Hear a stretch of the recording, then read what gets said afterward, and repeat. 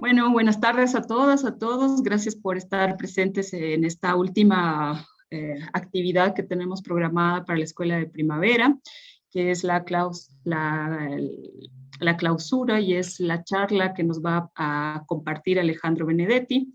Él es licenciado y doctor en Geografía por la Universidad de Buenos Aires, investigador independiente, con carrera de investigador científico en el Consejo Nacional de Investigadores de Ciencias y Técnicas, CONICET, en la Universidad de Buenos Aires, en la Facultad de Filosofía y Letras del Instituto de Geografía. También es director del Grupo de Estudios sobre Frontera y Regiones, el GEFRE, y es profesor adjunto al Seminario de Diseño de Investigación en Geografía y en Metodologías de la Investigación del Departamento de Geografía de la Universidad de Buenos Aires. Es profesor en cursos de posgrado y doctorado en las universidades nacionales de Buenos Aires, como por ejemplo en La Pampa, La Plata, Cuyo, Jujuy, Salta, Misiones, Noreste, y también en Brasil, en las universidades de San Pablo y en las universidades federales de Río Grande del Sur y de Mato Grosso del Sur. Benedetti, nos da mucho gusto poder contar con tu presencia. Te agradecemos profundamente el espacio que nos vas a compartir y adelante tienes la palabra. Bueno, muchas gracias por la presentación. Lo que voy a presentar tiene que ver, bueno, el disparador, problemáticas transfronterizas en contextos de pandemia.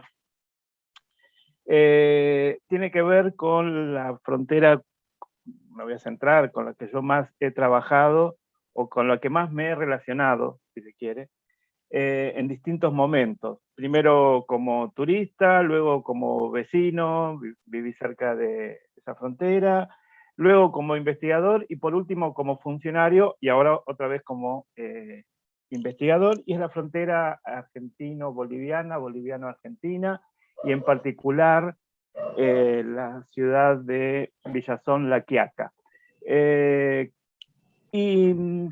Lo particular también es que cuando tuve la oportunidad de ser funcionario, me tocó en un contexto tan singular como el de la pandemia, que significó el virtual o el de alguna forma fronteras cerradas, de alguna forma por cuestiones que voy a plantear ahora,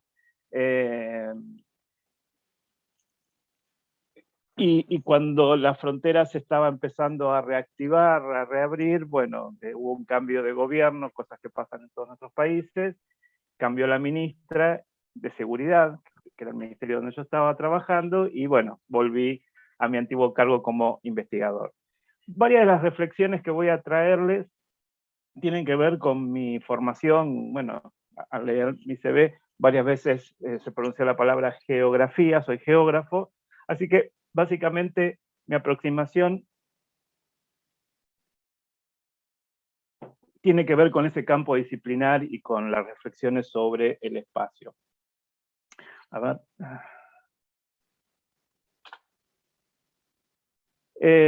¿Se movió? Porque ya me pasó una vez, dice frontera la diapositiva. Ya me pasó varias veces de ir por la mitad. ¿Ahora sí? Ahora sí. Ahora sí. Bueno, lo voy a dejar así porque a veces con el modo presentación lo que termina ocurriendo es que no sé qué pasa con internet, los sistemas, y se vuelve muy lento. Bueno,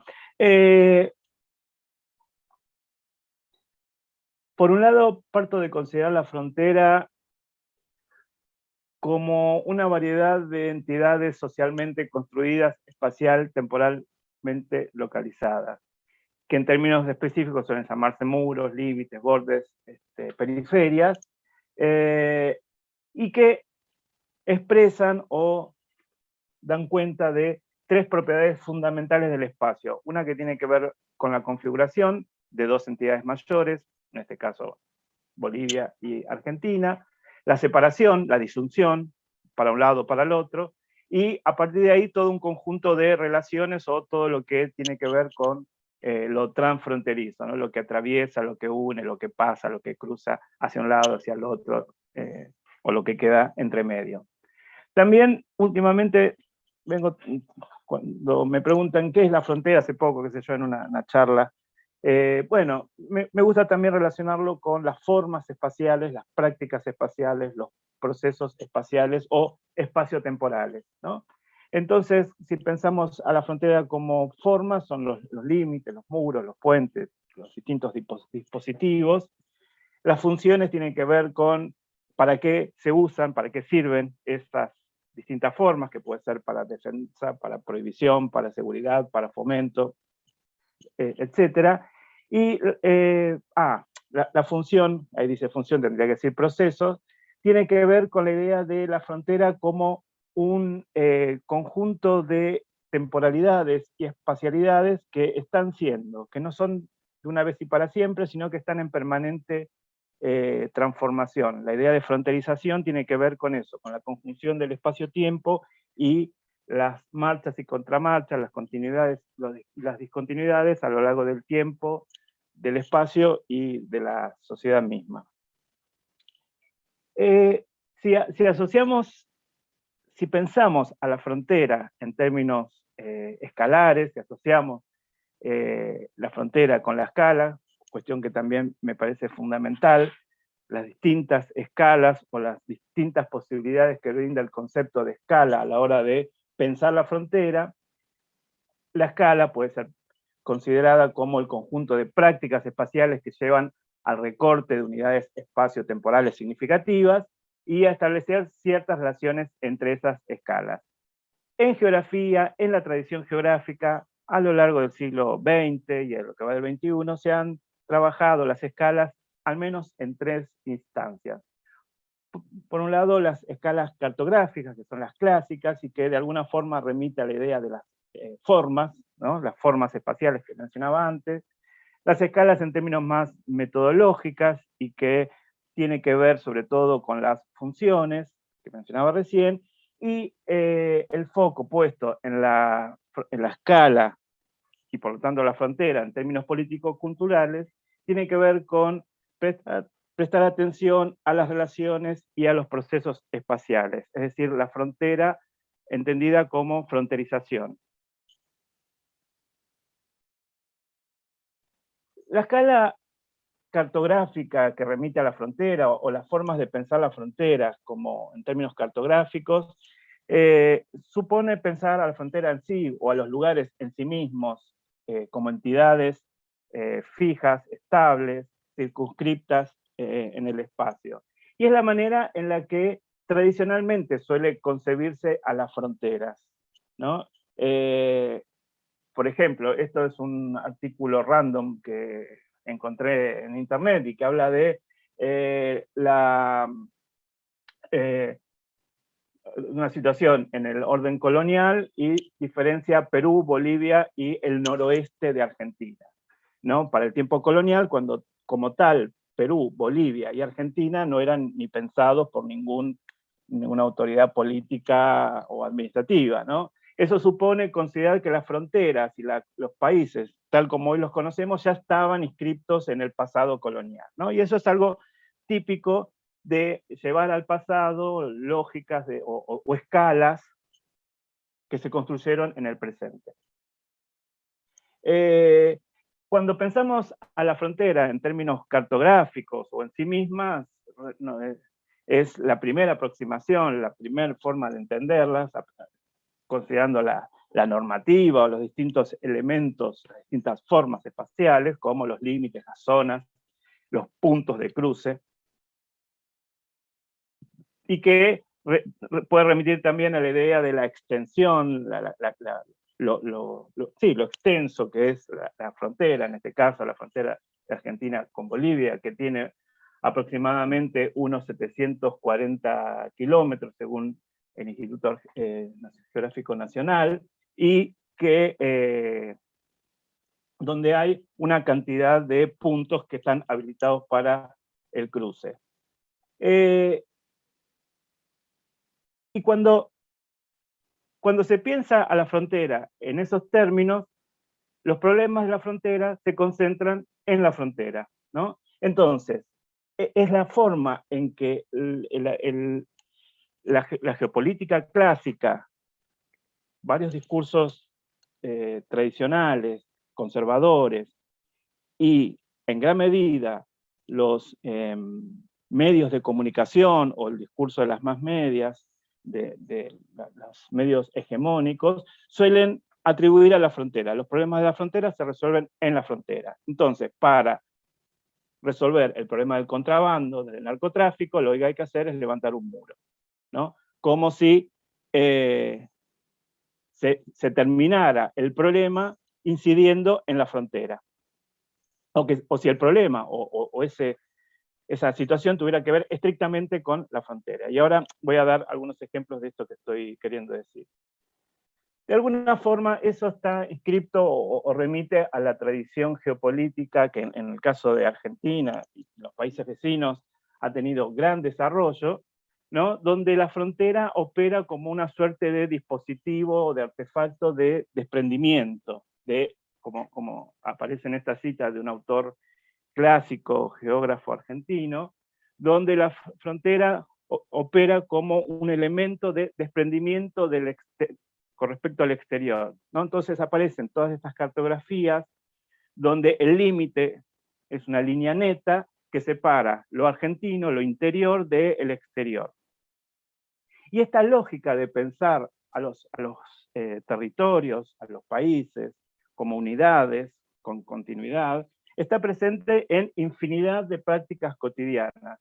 Voy a dar solo un ejemplo, pero cuando nosotros leemos el servicio meteorológico, las oficinas que nos informan nos suelen informar hasta la frontera, hasta el límite internacional, como si los vientos se detuvieran allí, como si las lluvias no continuaran para otro lado. Entonces, quien vive en Villazón solo puede saber lo que pasa en La Paz o en Cochabamba, pero no puede saber lo que pasa en San Salvador de Jujuy, para poner un ejemplo, ¿no? Es la idea de que las fronteras son elementos que ordenan toda la información y toda la comprensión de la organización interna y la diferenciación con respecto a los países o a los territorios vecinos. Entonces, ¿dónde se ubica la frontera? La frontera se ubica en el límite internacional. Los problemas de la frontera tienen que ver exclusiva, central, absolutamente con eso. Creería que no y creería que más bien lo opuesto. Tiene poco que ver en sí mismo con la frontera, sino más bien con un conjunto de prácticas que relacionan la frontera o en el que las fronteras forman parte de un eslabonamiento, de un encadenamiento o de múltiples relaciones.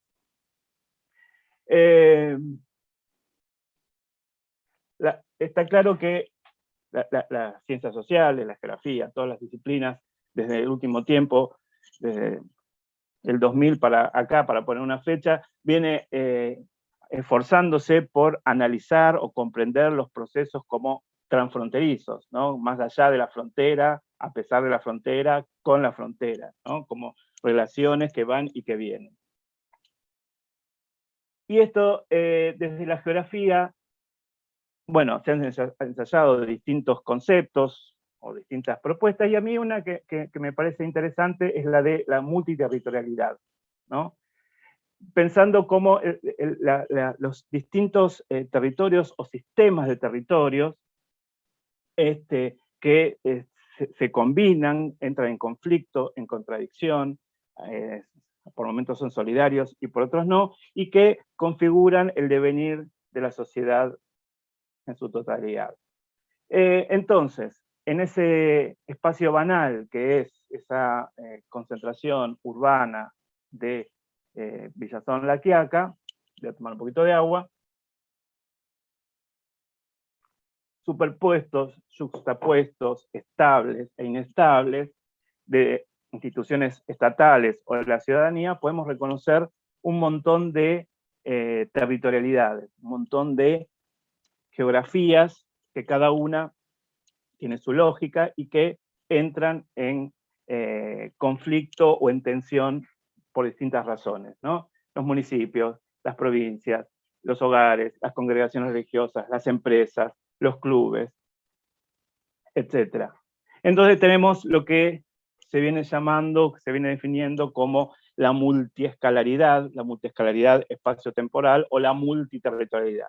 La forma más clásica de pensar la multiterritorialidad es a partir de la jerarquía de circunscripciones que ahí se anuda de alguna manera. Entonces, la provincia de Jujuy, el municipio de La Quiaca, el municipio de Villazón, el departamento de Potosí, el Mercosur, etcétera, etcétera, inciden en el devenir de la frontera, están activos, participan, construyen la frontera. Otra forma de pensar la multiterritorialidad es a través de la idea de entrecruzamiento de territorios, ¿no? Esta idea de que toda relación social implica interacción territorial. Cuando el cruzamiento entre territorios, diferentes.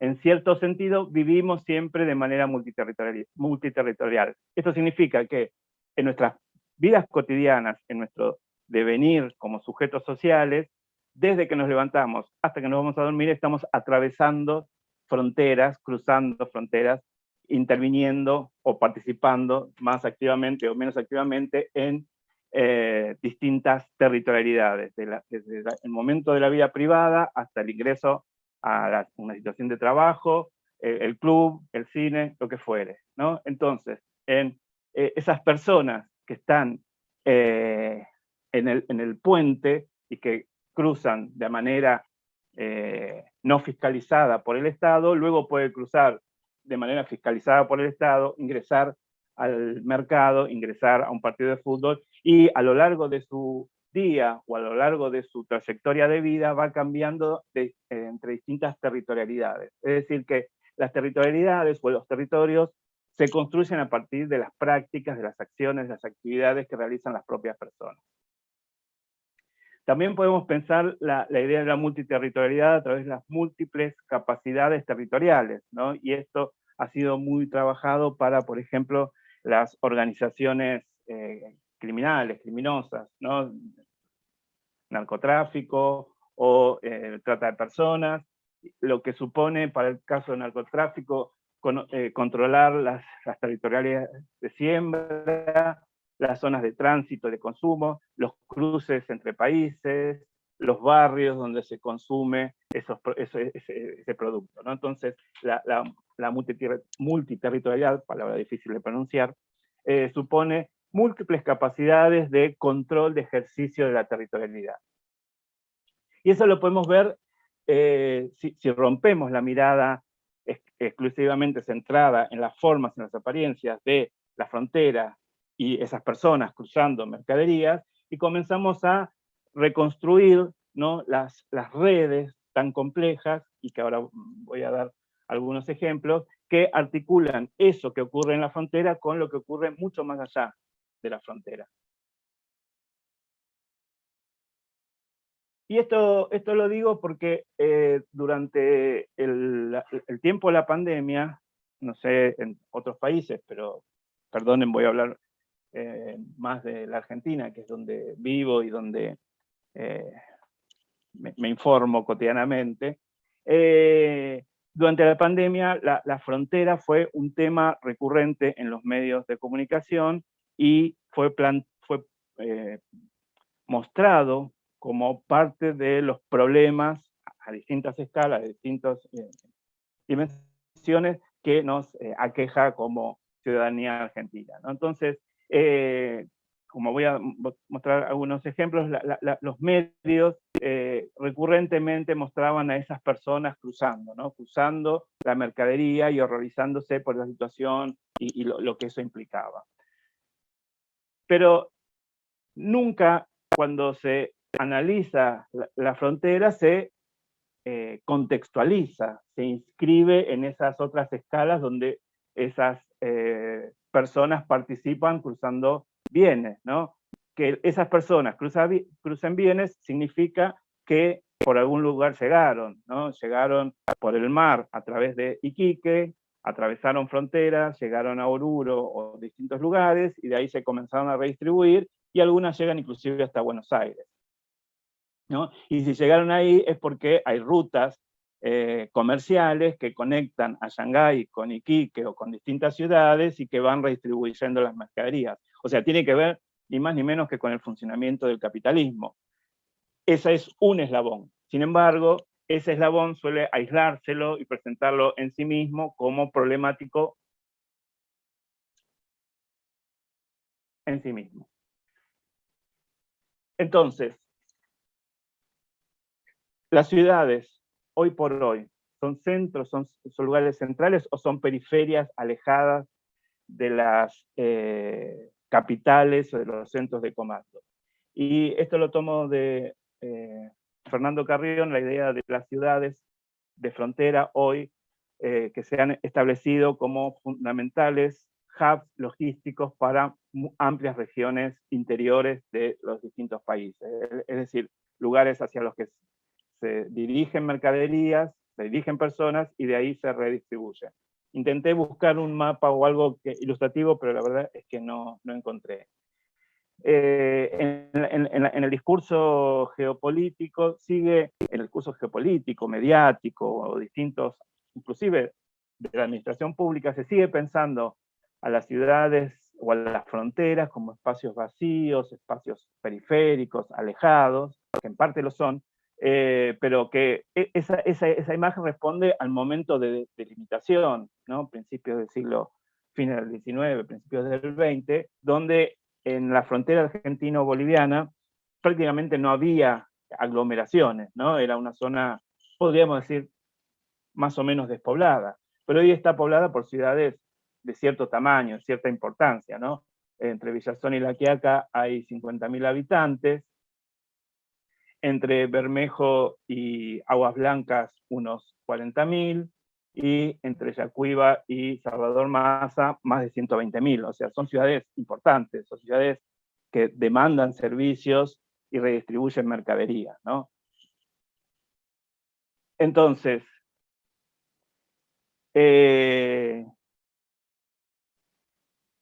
los problemas de la frontera, ¿son problemas de la frontera? Con frecuencia lo que ocurre es que son problemas del centro, o son mirados a partir de determinadas agencias, agendas o intereses como problemáticos desde los centros. Y en todo esto tiene que ver, digamos, me fui acercando a pensar la frontera ya no como una mera cuestión cartográfica o metodológica, la escala de la frontera, o las escalas de las fronteras como una cuestión de laboratorio, sino también como pensando la escala como producto de la construcción social, ¿no? La idea de la circulación de saberes, las relaciones de poder, los imaginarios espaciales, las múltiples agendas, los conflictos de intereses, las prácticas materiales y simbólicas que están involucradas en la emergencia, construcción, reproducción y sentidos asociados a la frontera. Las fronteras como construcciones históricas multiescalares, como procesos abiertos y contingentes. Es decir, que no sabemos cómo se van a ir transformando en el tiempo. Y a partir de esta idea, de la escala, tenía otra diapositiva que creí que la había puesto y se ve que no. A partir de esta idea de la frontera como construcción político-cultural, puedo o me interesaría traerles algunas reflexiones o algunas cuestiones que surgen a partir de lo que ocurrió en este contexto tan singular de la pandemia, y que lo sinteticé en estos 6 puntos, que es la convivencia de las múltiples temporalidades, los imaginarios divergentes sobre la fronteridad, las geopolíticas locales versus las geopolíticas nacionales, la multiplicidad de niveles y agencias estatales y los conflictos que se da entre ellos por el ordenamiento territorial, la idea de la teatralización del control, o la performatividad, si se quiere, y el entrecruzamientos entre circuitos inferior y superior de la economía, entre legalismos e ilegalismos en esos lugares y cómo se encadenan hacia afuera.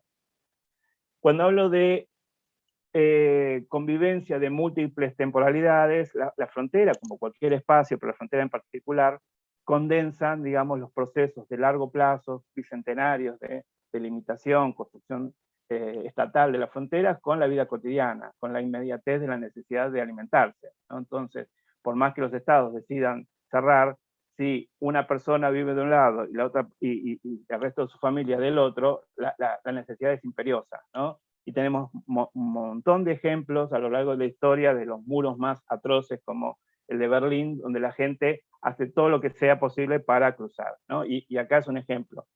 Las personas cruzan como sean, ponen el cuerpo y pierden la vida haciéndolo. Cuando hablo de imaginarios divergentes, tiene que ver con las distintas representaciones que desde los distintos lugares de la frontera o fuera de la frontera se hace sobre el posicionamiento, ¿no? o sobre cómo se posicionan. Siempre me gusta mostrar estas fotos que son de los 3 pasos del lado argentino. El primero es el de La Quiaca, donde hay un cartel de vialidad, es decir, un organismo del Estado, y el edificio de abajo es el Banco Nación. El Banco Nación es, bueno, una entidad bancaria que está en buena parte del país, pero no está en cualquier lugar, está en lugares más o menos importantes, ¿no? Y si uno vive en La Quiaca, el siguiente Banco Nación lo va a encontrar en la ciudad de San Salvador de Jujuy, en la capital provincial. Es decir, La Quiaca es una ciudad importante para el Estado argentino, ha sido estratégica. Así como está el Banco Nación, está el cartel de vialidad y un conjunto de instituciones, los quiaqueños siempre dicen, acá el Estado nunca llega. Acá el Estado no está, el Estado está ausente, ¿no? He tenido oportunidad de hacer entrevistas. En cambio los otros, Aguas Blancas y Salvador Massa, buscan posicionarse activamente como el pórtico de la patria, ¿no? Entonces, esa competencia por posicionarse y transformarse en el lugar emblemático, icónico del norte argentino, bueno, siempre me resulta interesante como ejemplo de los distintos imaginarios que convergen en la frontera. Pero también están los imaginarios que se imponen desde las capitales, de los centros, y que se traduce en una serie de metáforas, y sobre todo voy a traer una, que es la de la asociación de las personas que viven en las fronteras con una serie de animales, ese uso que se hace en las ciencias sociales, pero también en otros discursos, de las metáforas zoológicas y biológicas, ¿no? Cuando se presenta a las personas que trabajan en la frontera como hormigas, ¿no?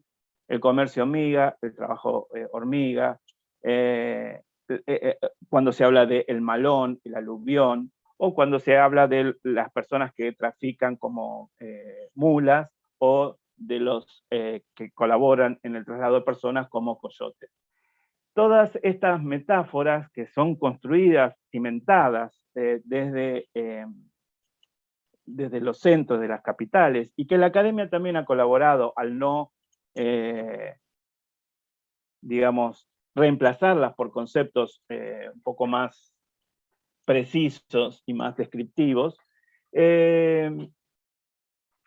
tienden a, de alguna forma, deshumanizar a esas personas, a transformarlas en algo propio de la naturaleza y no de las relaciones humanas, ¿no?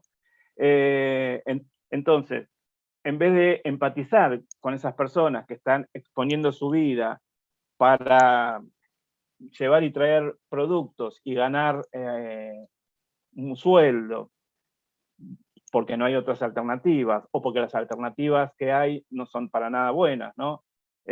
Me ha tocado entrevistar a gente, a esas personas, y me decían, o trabajo acá, pero gano un poquito de plata, aunque se me rompa el cuerpo, o trabajo en la finca y me comen los bichos, los verdaderos bichos. Sin embargo, desde Buenos Aires, esas fotos evocan situaciones propias del reino animal, ¿no? Entonces, esos imaginarios están activos en nuestros países y de alguna forma deshumanizan y desacreditan la necesidad que tienen esas personas. Esos imaginarios conviven un poco con lo que decía al principio, con esa idea de la frontera como el lugar de disputa, de conflicto diplomático, que si bien en las últimas décadas eso se ha ido morigerando y ya no es tan activo como en tiempos de dictadura, sigue activo, ¿no? De alguna manera. Este libro de Urenda lo compré hace poquito, que estuve en La Paz, en la Feria del Libro, ¿no? Y habla de las pérdidas territoriales, ¿no? Y de alguna forma acusando a los vecinos de robarnos territorio que es nuestro. Eso no es patrimonio de Bolivia, por supuesto, es patrimonio de todos nuestros países que permanentemente asusan a la población con esa idea de la desconfianza, ¿no? Entonces, es este imaginario geopolítico basado sobre la construcción del territorio, no a partir de un proceso, no digo evolutivo, de construcción con idas y vueltas, sino a partir de la idea de pérdidas, donde la amenaza son los que están del otro lado porque se quieren quedar con lo nuestro, ¿no? Y en el caso de la Argentina, eso se activó con la idea de Buenos Aires como natural heredera del Virreinato del Río de la Plata. Y esa literatura beligerante por momentos, ¿no? Donde muestra, por ejemplo, este libro de 1995 de Pondé, que habla de la Argentina perdedora como si fuera una manzana que se la están comiendo los bichos de al lado. Y eso se sigue publicando, no es una cosa de la vieja geopolítica, es una geopolítica que sigue vigente. Y que, como decía, no es patrimonio ni de Argentina ni de Brasil, sino de todos nuestros países y de la forma en que nos fuimos relacionando históricamente y que todavía no está lo suficientemente desactivada y que todavía incide en la forma en que desde los centros se piensan, se conciben a las fronteras. Entonces, esas geopolíticas nacionales, esas narrativas, esos imaginarios, que alientan discursos xenófobos y poco amigables, ¿no? Como los bolivianos ingresan y usan nuestro sistema de salud, todo ese tipo de cosas, bueno, convive con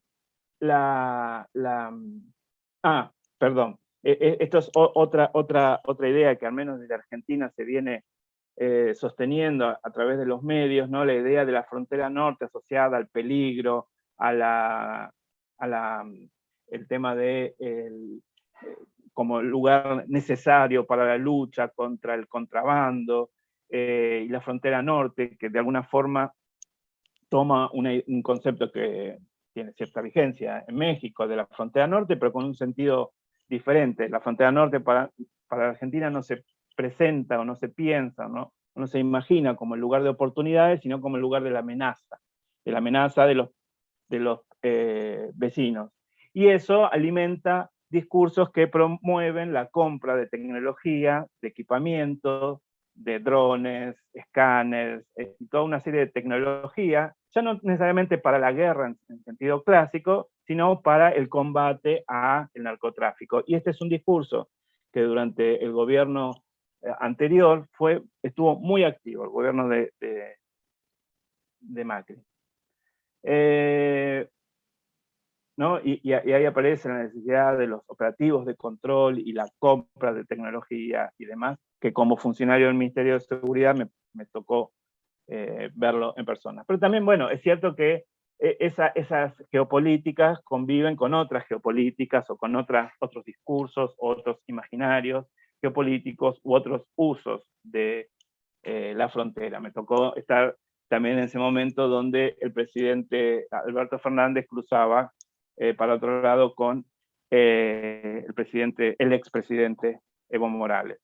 Pero también, además de esa geopolítica nacional, de las capitales, de los centros y de la forma en que se conciben, también está otra geopolítica, que es la geopolítica local, de los gobiernos locales, ¿no? Y en el contexto de pandemia, los gobiernos locales, los municipios, fueron clave en el manejo de las relaciones sociales, de los conflictos humanos, porque son los vecinos, son los que están ahí, son actores claves de la frontera, ¿no?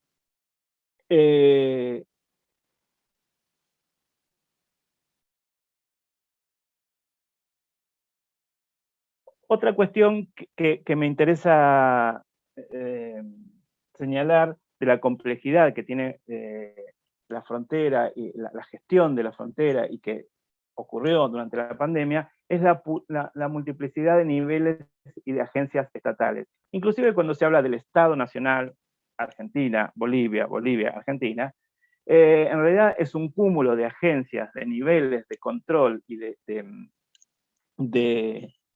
tomas de decisión que es mucho más compleja que lo que se suele tener, ¿no? En el caso de la Argentina, un organismo es la aduana, otro organismo es la Dirección de Migraciones, otro la Gendarmería, y cada uno tiene sus propias tradiciones, sus propias agendas, sus propias agencias, y eso a la hora de gestionar la pandemia generó bastante dificultades, ¿no? En general, en nuestros países siguen conviviendo las concepciones tradicionales de la geopolítica, de la frontera, como el lugar de control y de miedo y de dispositivos de defensa, con la necesidad efectiva de gestionarla, ¿no? Y que muchas veces, y la pandemia lo demostró, se encuentran con ciertas dificultades para adaptarse a las circunstancias.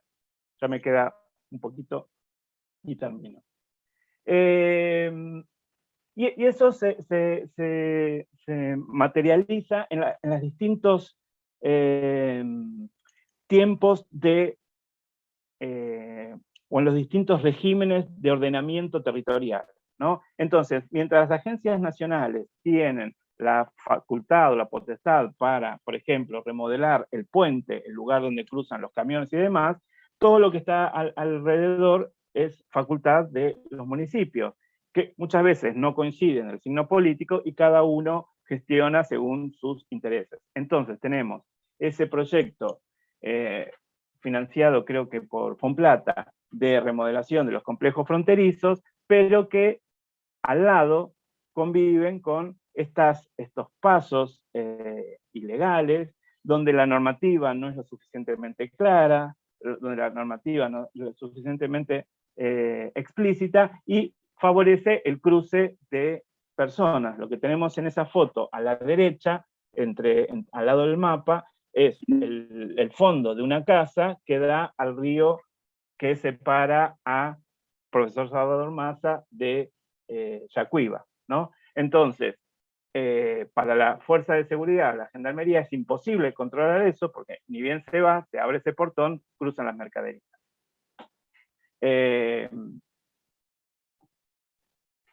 Y esto lleva a esta idea que decía de la teatralización o la idea de simulacro de control, ¿no? Entonces, durante la pandemia, los estados nacionales lograron, cerraron la frontera, efectivamente el puente no se usó, o se usó solamente en ese intersticio, en ese hiato para el cruce de presidentes, pero unos kilómetros al costado la vida continuaba. La realidad de la frontera, del cotidiano, del día a día, la necesidad de comprar al otro lado o de mantener esas redes comerciales seguía vigente.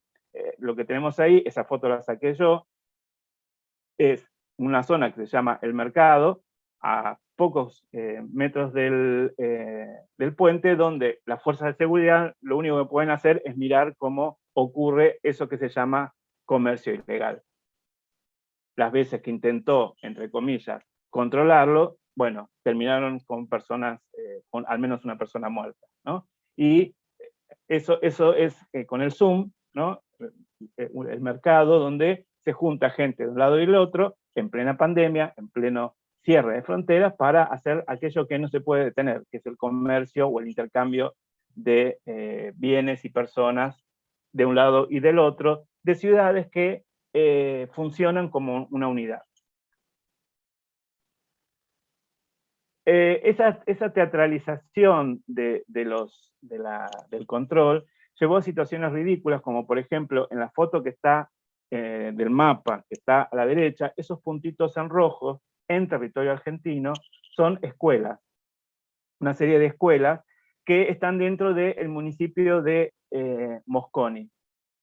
Por distintas razones, el municipio no tiene presupuesto, qué sé yo, no llegan los caminos hasta esas escuelitas. que son argentinas. Entonces, las maestras sobre todo de Aguas Blancas, para ir a cumplir su función, ingresan a territorio boliviano, avanzan por la ruta 33, y luego, de manera, entre comillas, ilegal, cruzan nuevamente, porque ahí no hay pasos habilitados, al lado argentino para hacer su tarea. Bueno, durante la pandemia, uno de los organismos, que era la Sanidad de Frontera, decía, no, las maestras no pueden cruzar del lado argentino al lado de Bolivia, porque no pueden, porque se contagian, y el PCR, y problemas diplomáticos, y esto llevó a reuniones. Cuestión es que las maestras, por esta teatralización del control, no podían garantizar su presencia en esas escuelas, y que esas maestras no garanticen su presencia en esas escuelas significa que esos niños, esas niñas, no reciben comida, no reciben educación, no reciben tratamientos diversos que brindan las escuelas. Algo parecido pasó en Los Toldos, que para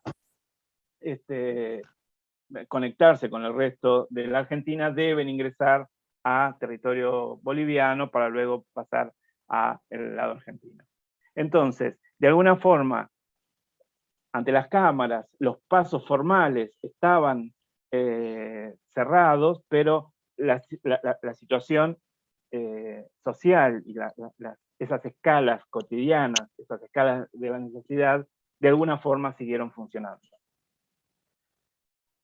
Por último, en todo esto lo que estamos viendo es el entrecruzamiento de lo que un geógrafo brasileño llamó circuitos inferior y superior de la economía para las ciudades, pero lo podemos pensar también para otras escalas, ¿no? Cuando decía que estas personas cruzan ilegalmente, pero que en realidad forman parte de circuitos mucho más complejos, donde lo legal y lo ilegal se va cambiando en distintas escalas, en distintas circunstancias, y que son necesarias unas con respecto a la otra para el funcionamiento de esas economías, para la subsistencia de esas personas y el sentido que viene adquiriendo en este último tiempo las fronteras, como decía antes, como centros de acopio y redistribución de mercaderías. Bueno, eso era lo que tenía para contar. Bueno, muchas gracias. Creo que ha sido bueno, particularmente me parece una intervención que realmente resume mucho de lo que hemos ido viendo en todas estas 2 semanas. Creo que muchos de los estudiantes, los participantes de la Escuela de Primavera, se acercaron a este espacio con muy pocos conocimientos y paulatinamente han ido como descubriendo cuáles eran los debates que se hacían desde la frontera, las formas de conceptualizarla, de nominarla, de entenderla, de analizarla. Y creo que tu presentación ordena mucho todas esas ideas que se han ido mandando de manera diferente a través de las diferentes perspectivas y experiencias también que hemos podido compartir. Así que, bueno, muchísimas gracias por eso. A mí me deja, digamos, como, bueno, ahora voy a abrir la palabra, pero me gustaría también comentar. Además de esto, una primera sensación que me deja tu presentación es ¿cuánto sabemos desde Bolivia, desde las otras fronteras? Si bien creo que las fronteras que compartimos con Argentina, ¿no? Tú hacías mención a Aguas Blancas, Bermejo, no sé, Salvador Massa, veamos todos estos espacios o cruces fronterizos o que se convierten ya en espacios fronterizos, también forman parte de mucho del desconocimiento que tenemos desde el propio país sobre las dinámicas que suceden en estos lugares, ¿no? Y justo por esto que decías, cómo la mirada desde el centro, desde las ciudades centrales, se mira la frontera. Entonces también hay como un interés político muy claro, digamos, de mirar la frontera aquí acá Argentina como ese espacio, pero que en Aguas Blancas, digo, están sucediendo otras cosas, porque además ahí hay de por medio un río, entonces hay otras dinámicas, otras formas de construir estrategias para pasar, transgredir, vivir en esas fronteras y organizar, como tú decías también, la vida, ¿no? Entonces, claro, me parece que es muy importante este punto de vista, situar desde dónde vamos a ver la frontera, y creo que sin lugar a dudas por lo menos en el país, en Bolivia, la frontera siempre se ha mirado desde los centros, y cómo me parece también bien interesante pensar, digamos, en un ejercicio de vuelta, cómo las fronteras se están mirando a los centros también, ¿no? Creo que justo en sus dinámicas ¿cómo decirles? Tan rápidas también que tienen las ciudades fronterizas, justo han tenido un despliegue mucho más rápido de llegar a los centros de otras formas que los centros a los lugares fronterizos. Y eso me parece sumamente interesante, y metodológicamente creo que un aporte bien importante como para empezar a pensar qué investigaciones podemos hacer a partir de estos puntos que se plantean como posibilidades para mirar y seguir investigando las fronteras. Una cosa que nos falta son los estudios comparados. Sí. No tenemos nada de estudios comparados, muy poco, muy poco. O sea, de hecho, casi toda mi mirada está centrada en la Argentina y desde Buenos Aires, que es donde vivo, no puedo negarlo, no puedo evitarlo, hacia la frontera. Y bueno, tantos años de ir a la frontera, de investigarla y de estudiarla, me ha permitido cierta perspectiva, pero realmente ignoro mucho más de lo que me gustaría sobre qué pasa desde Villazón hacia el norte, ¿no? Y eso es porque todavía seguimos centrando nuestra mirada en cada uno de los estados.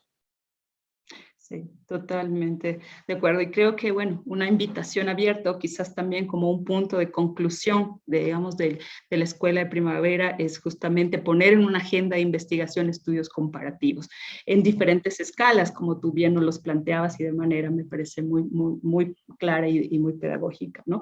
No solamente las fronteras que delimitan, digamos, un país con los otros, sino también esas fronteras que se van conectando, como tú decías, como estas muñecas, ¿no?, rusas ahí que van, y cómo podemos dialogar también, por ejemplo, desde las fronteras, que en la mañana teníamos una exposición sobre la frontera norte y sur de México, cómo dialogamos desde ahí con las fronteras bolivianas, por ejemplo, ¿no?, o en otras escalas. Eso me parece un pendiente para quienes nos interesa esta temática. Bueno, abro la palabra, le cedo a quienes tengan ganas de comentar, preguntar. Alejandra, adelante. Gracias, Yoli. Creo que siempre empiezo yo con las preguntas, pero es para justamente animar al resto a que a que pregunten. Yo tengo varias preguntas que han surgido de las discusiones que hemos ido teniendo estas 2 semanas, Alejandro, y me gustaría conocer un poco cómo tú ves, y tiene que ver con las preocupaciones que yo tengo en torno a los estudios de este tema que nos está reuniendo hoy, que es los espacios fronterizos. Yo he utilizado mucho tu concepto de espacio fronterizo, un poco también utilizando a Carrión vinculado con violencia. Y hay un tema que constantemente creo que he ido preguntando a todos los expositores y que me interesa mucho conocer. Cuando vemos el tema de violencia, que es por donde yo he entrado al tema de fronterizos, hay como una suerte de espacios fronterizos internos que se van armando, ¿no? Por ejemplo, en el caso de Bolivia, el Chapare de Cochabamba, las ferias del Alto, así que son como suerte de espacios internos, escenarios externos fronterizos, que yo esta mañana le decía a Bruno, se podría hablar de los nudos en términos de ese tema también, y ahí viene mi pregunta, ¿hasta dónde los límites de este concepto de espacios fronterizos que tú lo has trabajado muy bien, ¿no? Es decir, ¿dónde se quedan esos espacios fronterizos? Porque tendría que haber como que una continuidad interna, al menos cómo lo puedes trabajar estos espacios fronterizos internos. Esa era una de mis preguntas.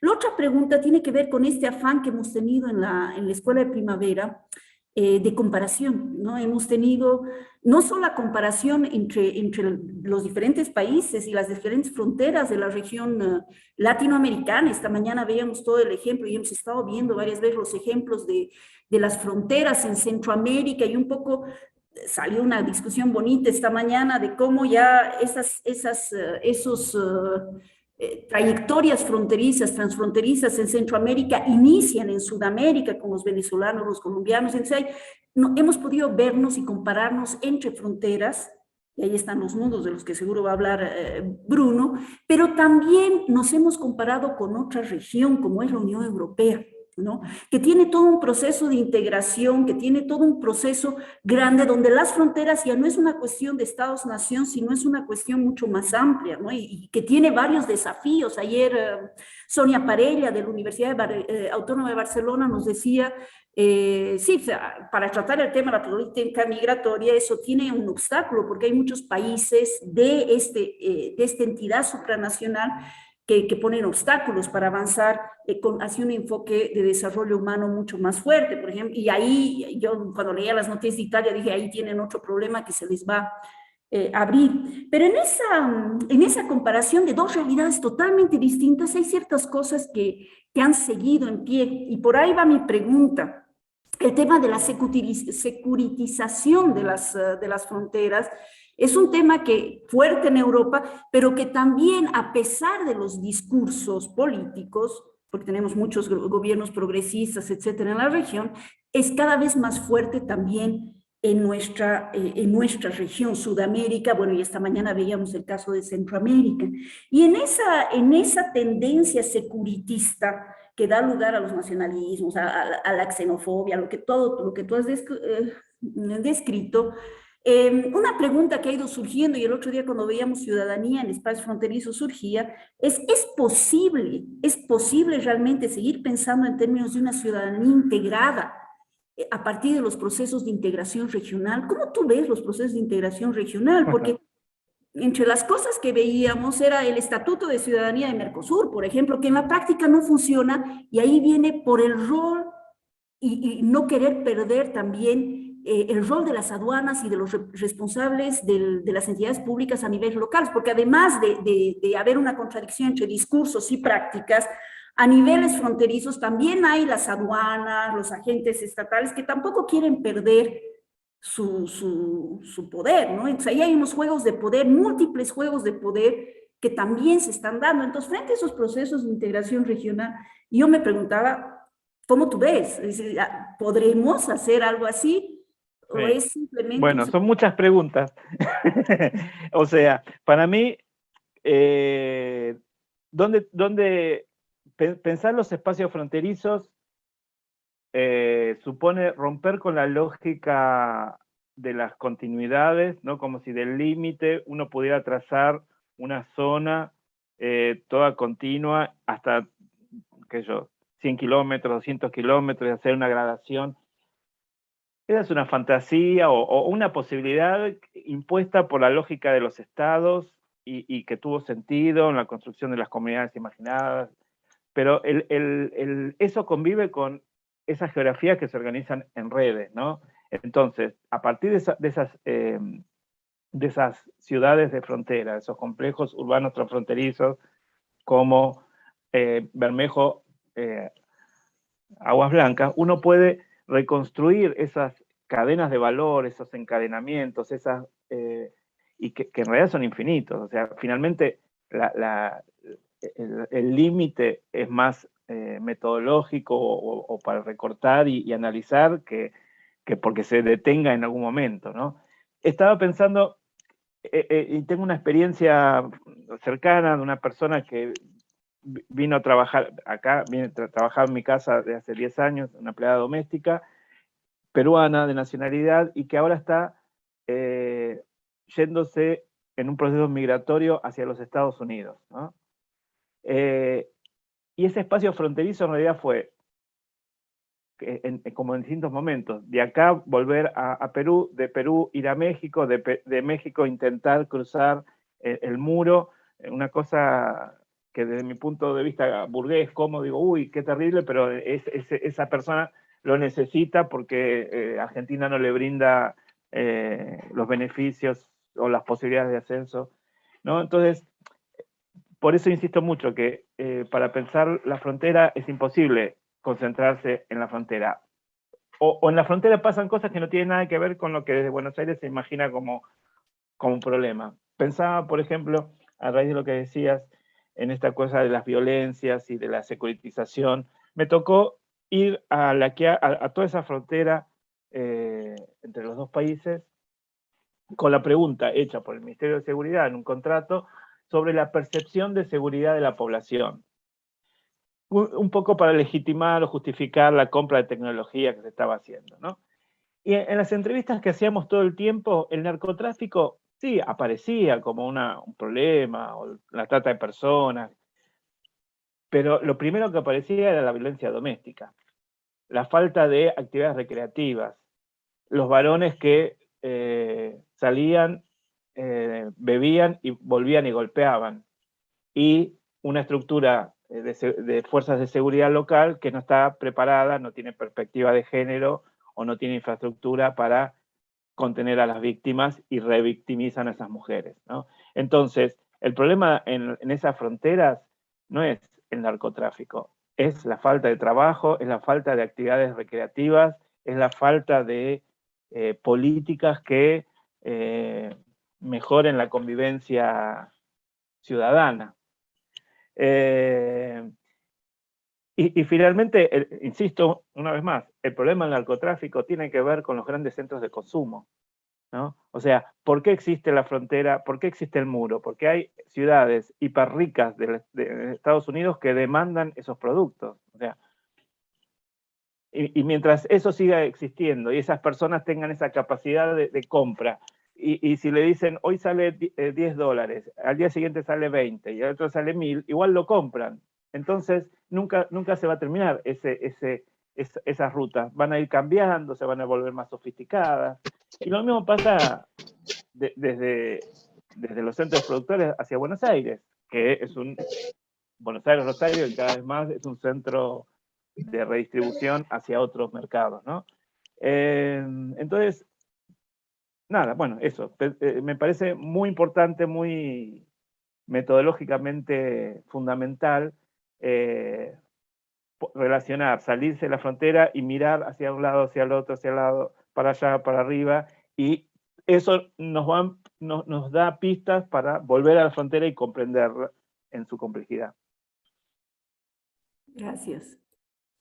Sí. Bruno, tenías la mano levantada. Sí, muchas gracias, Yolanda. Muchísimo gusto, Alejandro Mariela, que es con quien co-coordinamos el GT. Ya había platicado, insistido, tiene que invitar a Alejandro. Benedetti está haciendo cosas interesantes, así que me da mucho gusto escucharte. Ya hacía mucho que te quería escuchar. Me agrada muchísimo la metodología que adoptas, las claves espaciotemporales también. Tenemos más convergencias de lo que pensamos.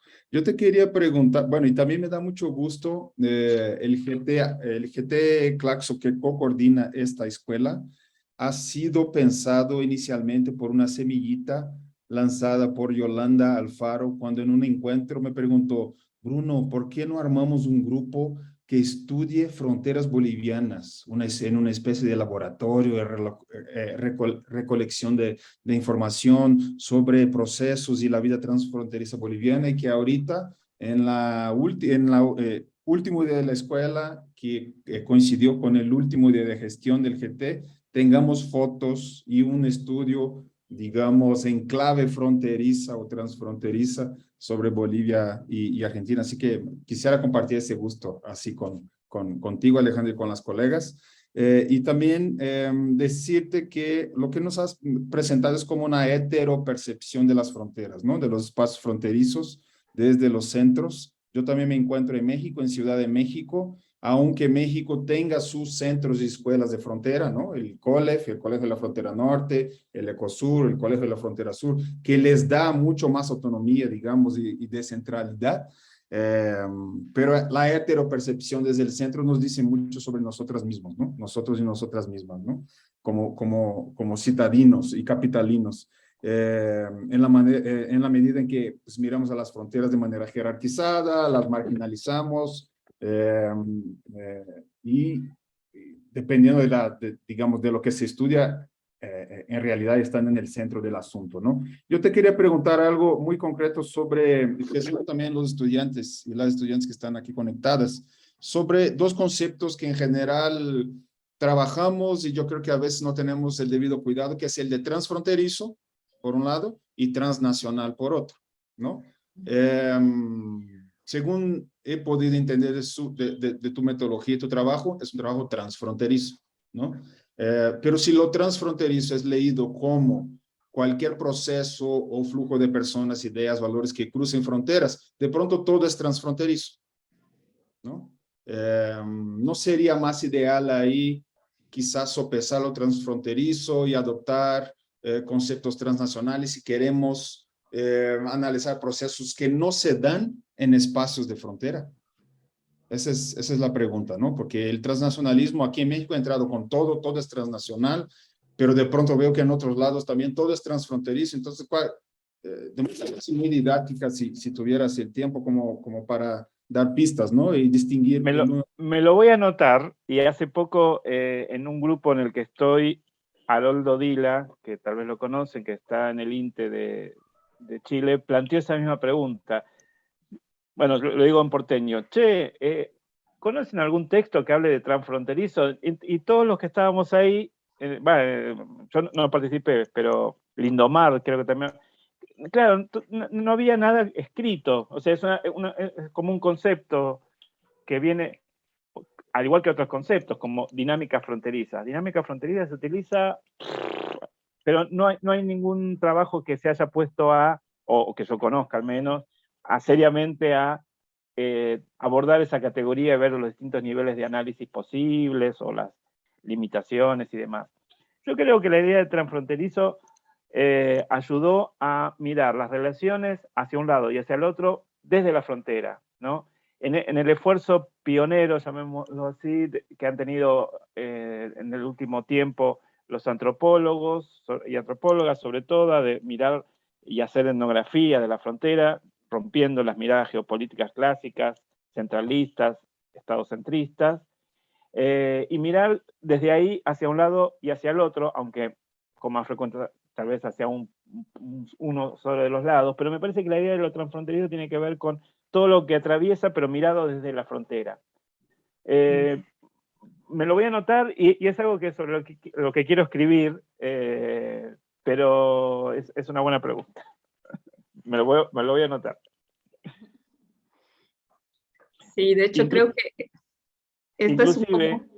Sí, perdón, no sé si dieron con ella una publicación que se llama Palabras claves para el estudio de las fronteras. Una de las palabras que tengo pendiente es eso, lo trans, ¿no? Que forma parte también de nuestros tiempos presentes, ¿no? Desde transgénero, transexual, a trans, transicionar, es algo que forma parte de nuestra cultura actual. Entonces, a veces son esas categorías que se ponen de moda y que están presentes y que circula, y que es bueno como dejar que asiente y ver, ¿no?, de qué estamos hablando cuando hablamos de ello.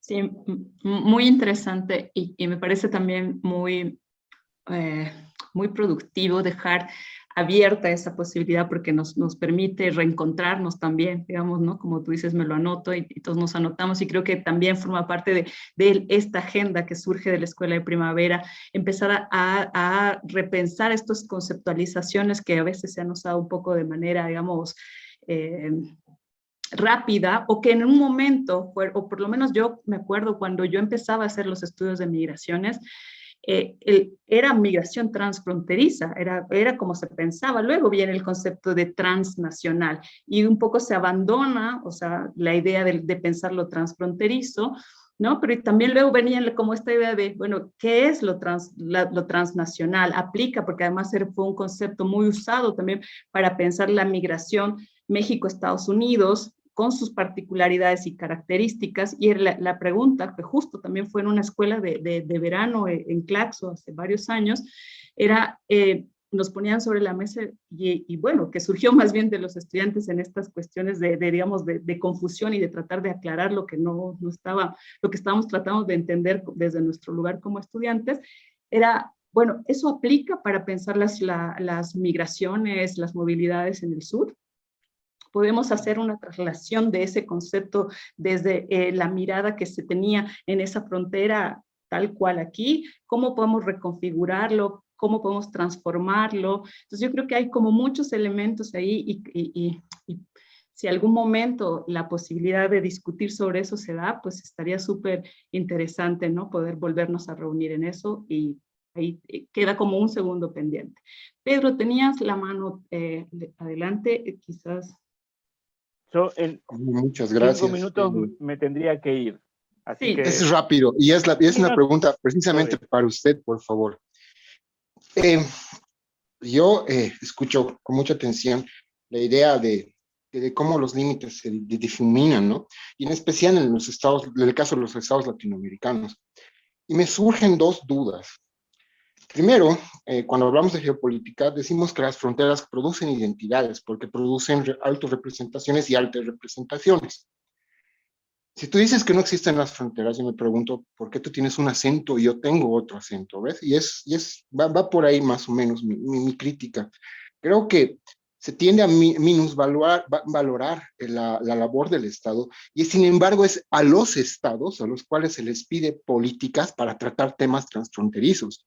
Y eso es uno de los más grandes desafíos, no solo para las ciencias sociales. En el caso geopolítico, la geopolítica crítica nace precisamente por el hecho de que hay dinámicas transfronterizas que escapan a la actuación de los estados, pero sin embargo los incluyen. Yo quisiera que me comentes un poco más acerca de esto. Y otra cosa, sí. perdón, algo más, es bastante más corto. Creo también que cuando hablamos de nacionalidad y hablamos de identidades y hablamos de migración, también hablamos de jerarquización social. Y eso es algo que no solo se ve aquí en Latinoamérica, es más también propio de los europeos, ¿no? Especialmente con los gitanos y los romaníes. Tienen esta idea de que los ucranianos, por ejemplo, son gente son obreros. Y el gran choque que han tenido los europeos con la última migración, te cuento, es que de repente los ucranianos han empezado a llegar en ingenieros, en médicos, en grandes intelectuales, y los europeos han tenido que darse de cabeza con otra tradición, ¿no? Y ha sido un problema para ellos. Yo te pregunto, en este sentido, ¿qué estrategias crees tú que tienen que tomar los estados? Porque no hay otro modelo organizacional que enfrente a estos problemas en el caso latinoamericano. ¿Y cómo ves el tema de la informalidad en el caso de la creación de identidades transfronterizas? Eso, hermano. Gracias. Bueno, era una pregunta y fueron como 5. Para mí las fronteras no se difuminan para nada. No es lo que yo quise transmitir. Al contrario, y la pandemia ha demostrado cómo las fronteras de los estados, o cómo los estados han sido clave para controlar la circulación del virus y para definir políticas, y ha fortalecido el rol del Estado en muchos casos, para bien, para mal, eso es otra discusión. Lo que insisto, me parece que es importante, es que la frontera interestatal convive y probablemente convivirá con otras fronteras y con otras territorialidades que van y que vienen, ¿no? Ese modelo de que desde 1810 o del 1825, según el año que quieran poner en cada país, se definió el territorio y las fronteras ya se establecieron y bueno, la historia viene demostrando cómo todo fue mucho más complejo, tortuoso, con idas y vueltas, y puede servir en unas regiones esa idea, pero en otras realmente no, o en algunos momentos o no. Entre Argentina y Chile la cordillera se abrió, se cerró, se abrió, se cerró a lo largo de 2 siglos por las distintas políticas, y mientras tanto la gente que vive ahí, los troperos, los trashumantes, van y vienen, o sea, tiene que ver con pensar esta idea de multiterritorialidad con las distintas convivencias de actores, de intereses, de cruces. Eso. Y efectivamente, la frontera ha sido clave en nuestros países para diferenciar unos de otros, ¿no? Por eso yo hablo con este acento, pero no por la frontera necesariamente, sino porque se dieron una serie de condiciones donde la frontera ayudó o sirve como un elemento para construirnos a nosotros como comunidad imaginada, diferenciada de la otra, y eso a jerarquizar, para mi gusto, de mala manera, o de jerarquizar a otras personas, ¿no? Siempre En Argentina, cuando una persona llega de Suecia, se lo trata de una manera, ¿no? Como un inmigrante deseable, que si viene de un país vecino, donde por el color de la piel, o por la historia, o por cómo se viste. Sí, eso funciona, lamentablemente. No se desactivó y lamentablemente, para mi gusto, no se va a desactivar, al menos pronto. Bueno, muchísimas gracias, Bueno, Alejandro. Sabemos que te tienes que ir, pero ha sido un tiempo sumamente provechoso. Te agradecemos por todo. Muchas gracias por la invitación y bueno, quedo a disposición y podemos seguir intercambiando en otro momento o para otras tareas, y cuando haya alguna tarea, una investigación comparativa, me llaman porque me interesa. Tú también. Nos invitas a presenciarla cuando encuentres una vez. Y lo último que te vamos a pedir es que por favor nos compartas tus diapositivas, tu presentación, si es posible, para los estudiantes que la piden. Te lo envié a... perfecto. A Jorge. Guillermo ayer anoche, y si me avisan y se los vuelvo a pasar. Sí, perfecto. Si la tiene él, la tenemos todos. Muchísimas gracias. Tiene él, y si no, la vuelvo a pasar, no hay ningún problema. Y todas. Entonces vamos a dar inicio a esta última media hora con el pretexto de cerrar la primera parte de la escuela de primavera. Para ello vamos a tener como primera intervención de Bruno Miranda, en representación del GT, quien ha sido co-coordinador, digamos, el GT de la Escuela de Primavera. Bruno.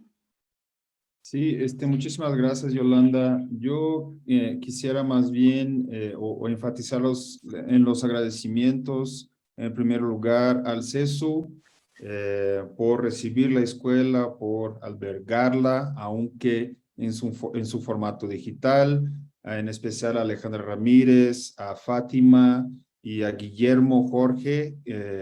Son las personas que tengo más presentes, pero seguramente habrá otras que no estoy mencionando.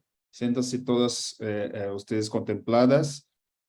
Incluyo también a lo mejor a Lina Stoica, pero la quisiera incluir como miembro del GT, y en ese sentido un agradecimiento a los miembros del GT Claxo Fronteras, Movilidades, Identidades y Comercios, que participaron ya en términos organizativos o como expositores de esta escuela de primavera en esas 2 semanas, en especial de nuevo a Alejandra, a Lina Stoica, a Mica Nasa, a Lindomar Albuquerque, a Nico Tassi, a Roxana Rodríguez, a Yolanda Alfaro, que son los nombres que tengo aquí a la memoria más frescos. Y anunciarles también que con este cierre de escuela, coincidentemente, hoy también es el último día de gestión del GT Claxo. En los últimos 3 años hemos sido, digamos, seleccionados como GT en 2019, en octubre de 2019, y hoy vamos cerrando, digamos, las actividades. Para mí ha sido un privilegio, yo creo que esa es la palabra, de haber podido trabajar con Yolanda Alfaro, quien admiro el trabajo, te considero una persona brillante. Yolanda, lo quisiera decir así en público. Muchos de los nudos que hemos tenido en el GT, las 3, Yolanda Alfaro, Mariela, no sé si está conectada, lo mismo para ti, Mariela, no te veo aquí, pero juntas nosotras 3 hemos podido desatar muchos de los nudos que han aparecido en estos 3 años, con el apoyo de compañeros y compañeras activas en el GT. Hemos hecho cantidad de cosas, cantidad de actividades, desde muestras audiovisuales a boletines. Hoy en la mañana les comentaba sobre el boletín que toma el nombre Transfronteriza, justo lo que, ¿no? El pendiente que tenemos ahorita con Alejandro, de discutirlo y desmenuzarlo, qué es lo que entendemos por eso. Hasta webinarios, ¿no? En el primer año de la pandemia, así que ha sido todo un gusto para mí. Cerramos, yo creo que con broche de oro, a través de las actividades de esta escuela de primavera, que yo creo que aporta como insumos, una cantidad de insumos para las investigaciones, temas de interés, de tesis y inquietudes de estudiantes y funcionarios públicos que están ahora conectados. Así que nada, agradecer nuevamente el espacio, a todas las personas involucradas y decirles que seguiremos, ya no como GT, Fronteras, Movilidades, pero transmutaremos de nombre, incorporaremos otras personas a un Meta GT con redes en Argentina, en el Cono Sur, que se acerquen al trabajo. Yo estoy esperando a que sea seleccionado nuevamente por Claxo, ¿verdad? Y que se acerquen nuevamente al trabajo que desarrollamos. Lo transfronterizo y las fronteras son, digamos, tanto categoría como contexto, como espacio, es una noción central para nosotros y nosotros. Bueno, hasta aquí me quedo. Muchísimas gracias. Muchas gracias, Bruno. Ahora vamos a darle la palabra a Lina, una estoica también que ha sido coorganizadora desde la Universidad de Oradea para la Escuela de Primavera. Muchas gracias, Yolanda. Buenas tardes a todos. Estoy de verdad muy encantada por ser parte de este equipo. Me sentí no solo aceptada, integrada realmente. Pasé de fronteras de Unión Europea en América Latina, en Cochabamba, y prácticamente me sentí ahí, al lado de vosotros, y más la lengua, que es una frontera para mí. Espero que no será también en esta noche, porque aquí está medio de noche y entonces bastante complicado, pues, si puedo decir. Ha sido muy interesante la Escuela de Primavera y quiero agradecerle por todo de parte de mis colegas también, de Joan Jorga y Cristina Dogot, que son parte de este proyecto también. Quiero agradecer por colaboración en especial a Fernando, porque estuve el lienzo, como se dice, el link, que creó la posibilidad de nos conocer después con Alejandra y con Fátima, que trabajamos juntos en Cochabamba, con la oportunidad de visitar la universidad y creamos y escribimos juntos este proyecto que estuve ganado y financiado por la Unión Europea y que nos da la oportunidad de estar juntos aquí y de hablar sobre las fronteras y sobre la situación de Unión Europea, que es bastante diferente de América Latina, pero fue una posibilidad óptima de tener un diálogo, un privilegio prácticamente de asistir y de ver diversas opiniones sobre las fronteras, diversos tipos de fronteras, y creo que es un suceso académico y científico también. Y espero, claro, que será el primer paso en una colaboración mayor, también como parte de GT, y creo que podemos continuar en este sentido y que podemos trabajar juntos. Es la única idea que podía decir en este momento. Gracias a todos y felicitaciones por este equipo perfecto de mi parte. Gracias. Muchas gracias, Alina. Ahora le vamos a ceder la palabra a Alejandra Ramírez, que ella es la coordinadora del proyecto Módulo Jean Monnet. Así que, Alejandra, adelante. Gracias, Yoli, y bueno, gracias a todos los que están aquí. Gracias, Alina, que debe estar ya de medianoche y nos estás acompañando a pesar de la distancia y a pesar de las horas de diferencia. Me ha tocado a mí hacer una pequeña evaluación de esta primera parte, porque es primera parte de la Escuela de Primavera, Fronteras y Problemáticas Ciudadanas, con esta mirada comparativa en la que hemos incidido entre la Unión Europea y la región latinoamericana, y en una época especial que es la era del COVID. Se ha preparado unas diapositivas para dar una idea dar imágenes y, bueno, dar algunas ideas que quiero que queden sobre el tapete de discusión hacia el futuro, porque parte del desafío que hemos asumido es también abrir líneas de investigación conjuntas, abrir la posibilidad de seguir trabajando sobre este tema que es tan importante y tan apasionante. Entonces, no sé si me pueden decir si va cambiando de... ¿Está recorriendo, Yoli? Sí. Ya. Entonces, un poco, si hago recuerdo de cómo empezamos a discutir esta escuela de primavera, primero con Alina, después con Yoli, después con Bruno, y fuimos sumando gente para pensar esta escuela de primavera, y en general la idea, y lo retomo para ahora evaluar en base a eso, era introducir la discusión sobre las fronteras, de manera a repensar los múltiples sentidos y significados, las teorías, las metodologías de abordaje que existen en la región y de manera comparativa en diálogo con lo que se da en la Unión Europea. La idea era generar conocimiento a partir del intercambio de vivencias fronterizas desde diferentes entradas institucionales o desde ciudadanía y desde diferentes miradas, tanto académicas, laborales, de sectores de trabajo, de países, dentro de la región y en comparación con la Unión Europea. Y también otra idea que teníamos cuando pensamos en esta escuela hace ya 2 años era establecer las bases para armar una red de colaboración, de reflexión conjunta para futuras investigaciones. Entonces, ¿en qué hemos llegado? ¿Qué hemos logrado alcanzar con esta escuela? Yo creo que hemos alcanzado harto, porque estas 2 semanas han sido fructíferas en términos de introducir la discusión sobre la cuestión fronteriza con temas de investigación y desde distintas entradas, que es lo que buscábamos, y con diferentes modalidades, que es lo que buscábamos.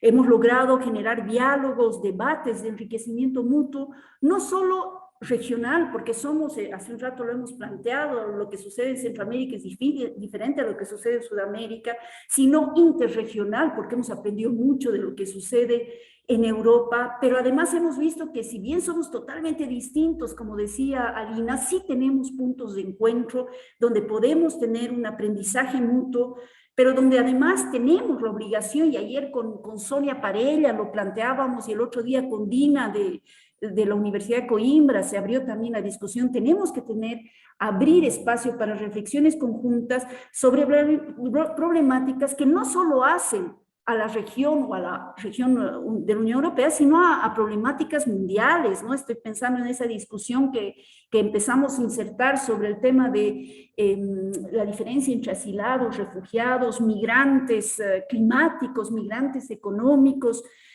el tema de las políticas migratorias con enfoque de derechos humanos, es posible hacerlas, el tema de la gestión de violencia y criminalidad en espacios fronterizos, que tiene sus propias dinámicas y sus propias características en nuestra región, pero que también tiene, y lo vimos muy bien con Sonia ayer, y lo vimos muy bien con los diferentes expositores europeos, que tiene sus propias dinámicas. Me estoy acordando de la colega de Rumanía, en la Unión Europea, con sus políticas contra la criminalidad y demás, ¿no? Entonces sí creo que hemos logrado hacer lo que queríamos, mucho más cuando vemos la diferente, y ahí solo voy a hacer un pantallazo de las diferentes temáticas que hemos ido discutiendo en estas 2 semanas, ¿no?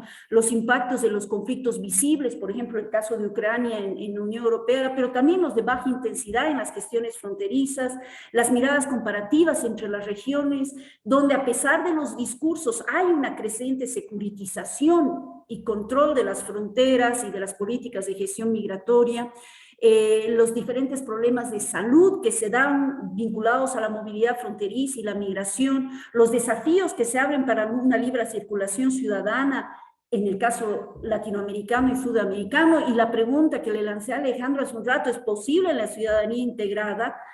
Podemos hablar en estos procesos de integración de ciudadanía integrada como ocurre en Europa.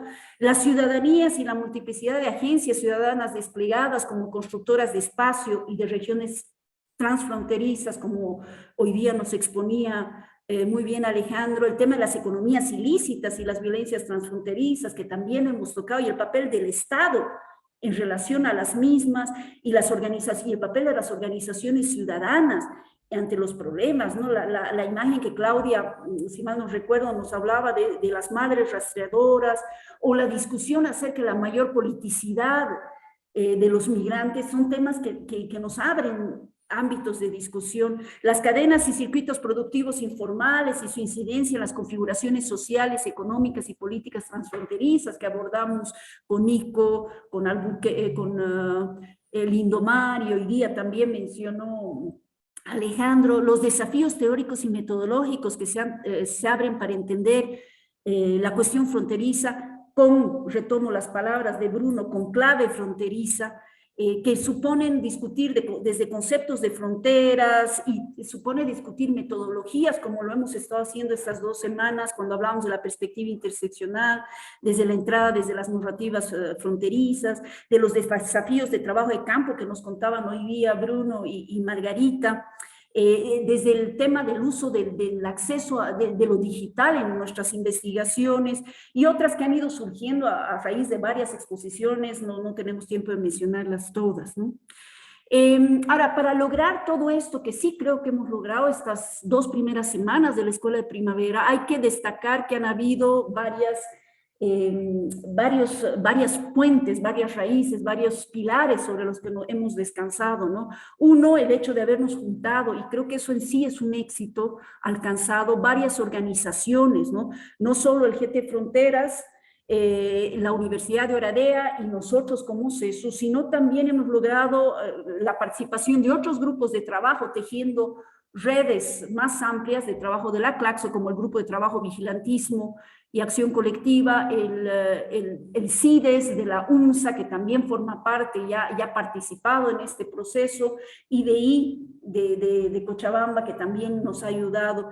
Y en estas alianzas, obviamente, y quiero enfatizar, hay que hacer un especial agradecimiento a la Unión Europea a través de su módulo Jean Monnet de Erasmus, en el cual, como decía hace un rato Alina, se marca este proyecto, ya que esta Escuela de Primavera forma parte del proyecto Diplomacia Cultural de la Unión Europea en la comunidad andina, que nos ha permitido financiar y armar, ¿no? Entonces, un agradecimiento muy especial a la Unión Europea, a través, en este caso, de la Embajada de la Unión Europea en Bolivia.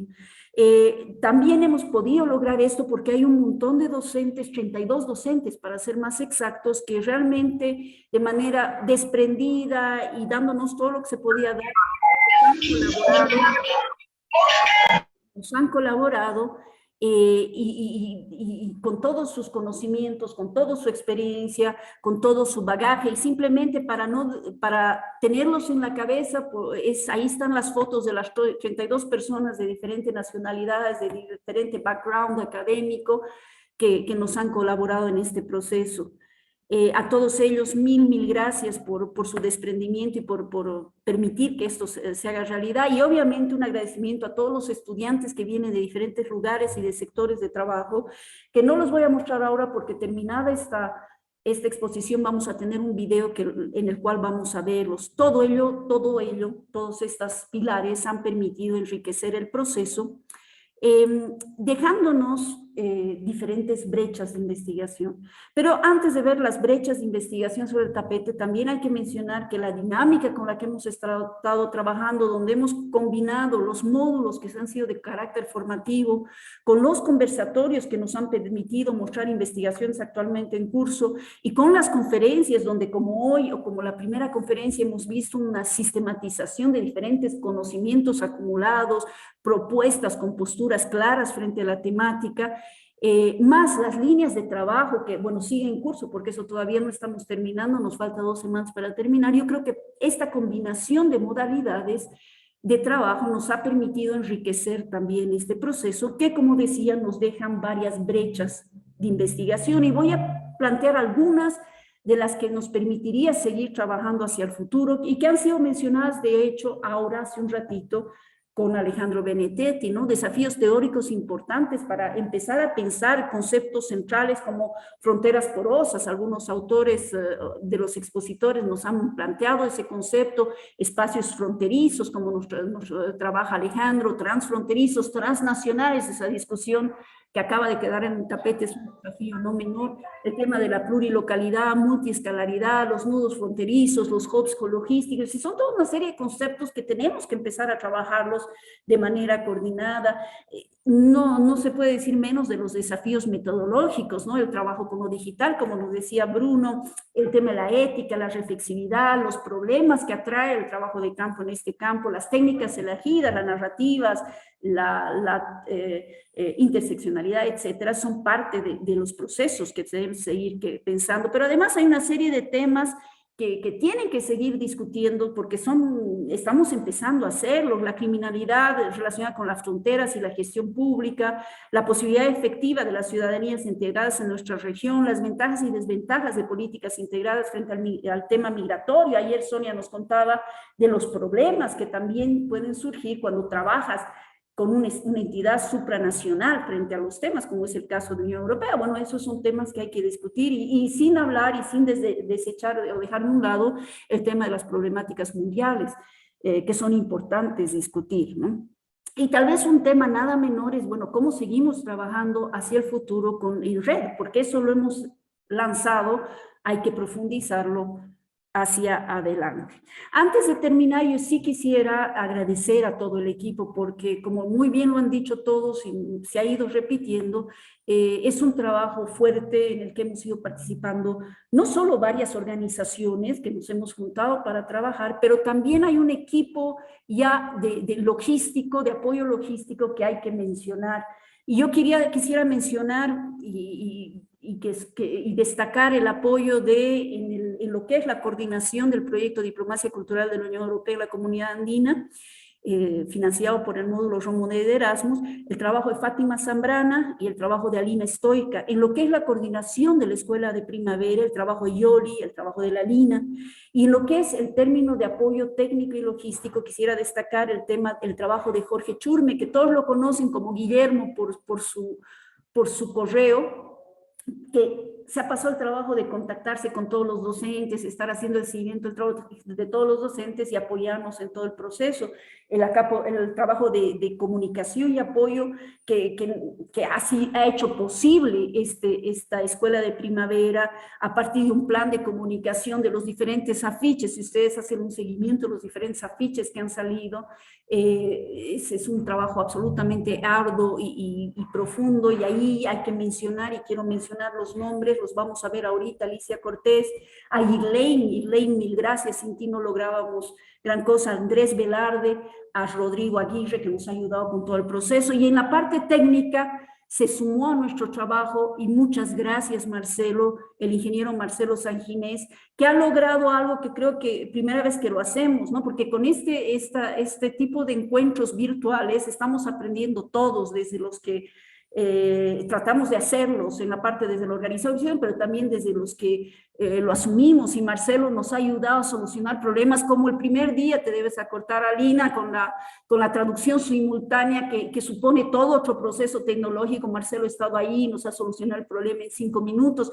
Las 16 salas, porque hemos trabajado con 4 plataformas, pero 16 salas de líneas de trabajo que el Marcelo ha logrado solucionar en el proceso, y todas las transmisiones y todos los temas técnicos en los que lo nos ha apoyado, y por lo cual agradecemos infinitamente a Marcelo. Ahora, el gran problema, y con eso yo voy acabando, de este tipo de eventos virtuales, es que no nos vemos, ¿no? Es decir, la mayor parte, cuando queremos recopilar las fotos, son puro negritos, cosas negras, porque nadie prende su cámara, salvo los que estamos hablando. Entonces es bien difícil conocernos, y una escuela de primavera sin conocernos deja mucho que desear, salvo en los pequeños trabajos de líneas de trabajo y los pequeños grupos de trabajo. Por eso el equipo técnico, el equipo de comunicación del proyecto ha preparado algunos videos con los que les queremos dejar, y la voy a dejar a Irlane, videos muy lindos, y es trabajo absolutamente de ellos, de Irlane Gabriel, de Andrés Velarde, de Alicia Cortés y de Rodrigo, que nos apoyaron en todo este tema. Ha preparado videos para que nos veamos por lo menos en esta ocasión de cierre. Entonces dejaremos paso a los videos, Yoli, Y son 3 videitos, uno de ellos es de los estudiantes, porque creo que ustedes son parte del proceso y hay que mostrarlos también, no solamente ver sus nombres aquí en las diferentes exposiciones. Dale, Irlene, no sé, Yoli, ¿tú crees que ya pasamos, no? Sí, sí, adelante, adelante.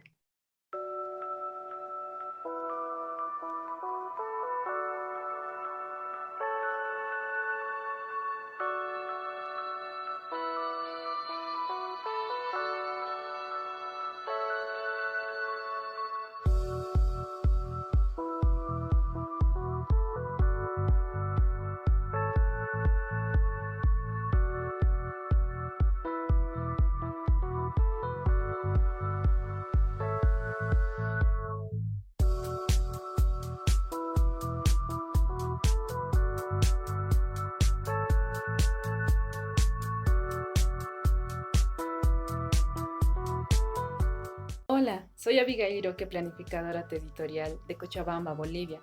Me inscribí a la Escuela de Primavera con el fin de comprender los procesos de fragmentación e integración que se dan entre la comunidad andina y la Unión Europea.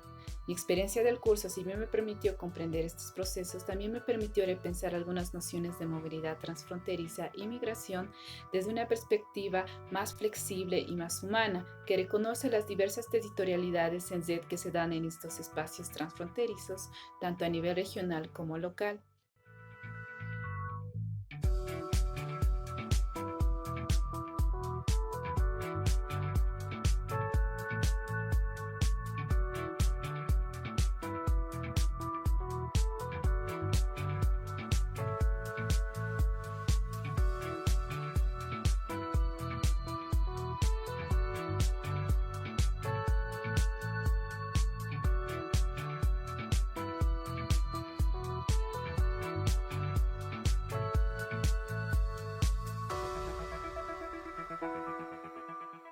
Hola, mi nombre es Valeria Arandia Arzabe, estudié la carrera de Ciencia Política y actualmente estoy realizando mi segunda carrera en Derecho en la Universidad Mayor de San Simón y soy de la ciudad de Cochabamba, en Bolivia.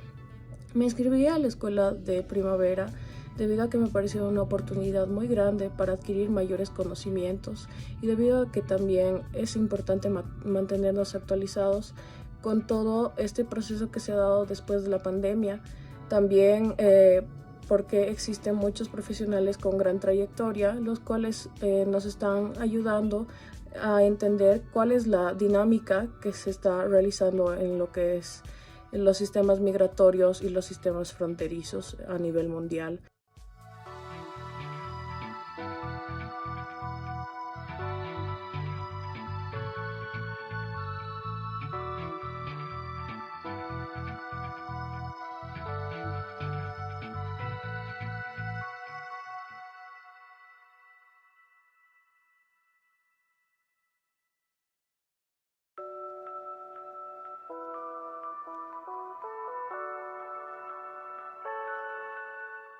Hola, soy Roxana Arias de La Paz, Bolivia. Mi principal motivación para ser parte de la Escuela de la Primavera ha sido pensar y repensar las fronteras más allá de espacios donde convergen los temas legales y de estados. También pensar en esas problemáticas que hacen al ser humano, problemas que pasan por la comunicación, el comercio informal, los servicios básicos, la música y toda esa carga emotiva que a veces dejamos de lado. ¿Cómo me voy de este proceso que ha sido bastante enriquecedor? Me voy con conocimientos, me voy con una mirada más amplia que me ayudan a comprender las fronteras. Me voy con la posibilidad de buscar ayuda en otras disciplinas y pensar en posibles soluciones. Saludos cordiales desde Cochabamba, Bolivia. Mi nombre es Carlos David de la Barra Carima. Soy psicólogo de profesión, mi alma mater San Simón. Lo que más me ha gustado de la escuela de posgrado ha sido la apertura de espacios de reflexión, esa oportunidad para ir construyendo redes de investigación-acción, ¿no? A través del trabajo con otros profesionales de otros países, otras experiencias, otros contextos.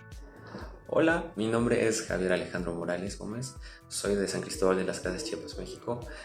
¿Qué me ha gustado de la Escuela de Primavera? Puedo reconocer que una de las cosas que me han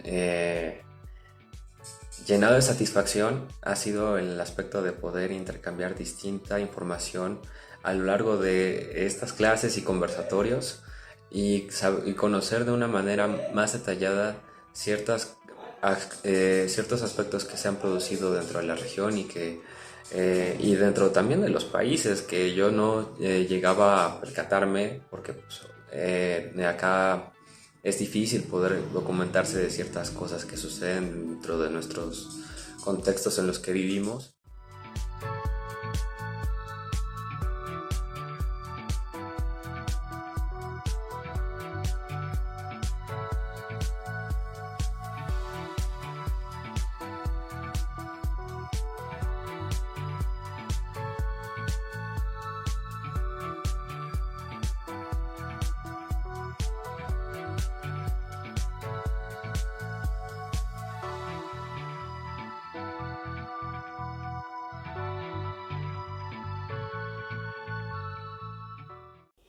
Hola, mi nombre es Johnny Copalimachi, soy del Departamento de La Paz, Bolivia. Lo más resaltante de esta Escuela de Primavera justamente son las magistrales exposiciones donde investigadores de renombre nos han podido compartir sus experiencias, ¿no? Investigativas y sobre todo nos han podido compartir sus formas de encarar sus investigaciones, material bibliográfico y todo lo demás, ¿no? Asimismo, lo resaltante de esta Escuela de Primavera es justamente trabajar en estos grupos, pequeños grupos de trabajo, donde la interacción con diferentes compañeros nos muestran sus distintas realidades, sus experiencias. Creo que trabajar en un contexto de una multidisciplinaridad realmente es un factor muy preponderante para las personas que estamos interesadas justamente en esta temática de las fronteras, movilidades y las dinámicas transfronterizas. Hola, me llamo Misael Soto, soy de la Ciudad de México y me inscribí a la Escuela de Primavera porque me enteré de ella a través de un comunicado del grupo GT de Claxo. Ha sido una experiencia súper padre, súper crítica, en la cual quiero felicitar a todos los docentes, a los organizadores que puedan brindar esta accesibilidad a cursos tan importantes, de temas importantes, y que también se le dé una mayor difusión. Muchas gracias por todo. Saludos desde México.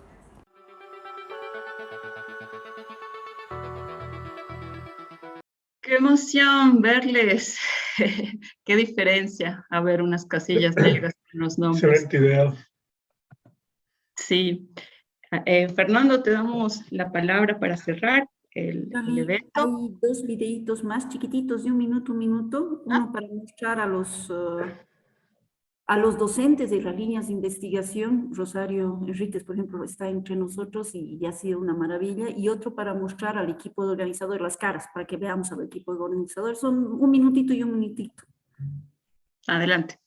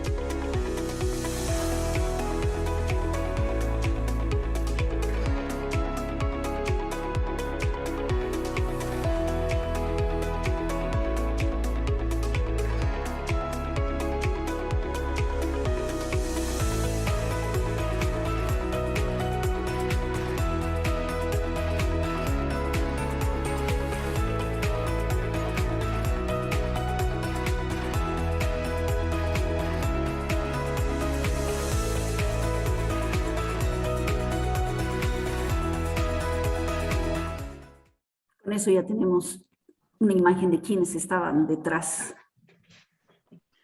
Sí, bueno, ahora sí, con toda la emoción a flor de piel, Fernando, te damos la palabra para cerrar esta primera parte de la Escuela de Primavera.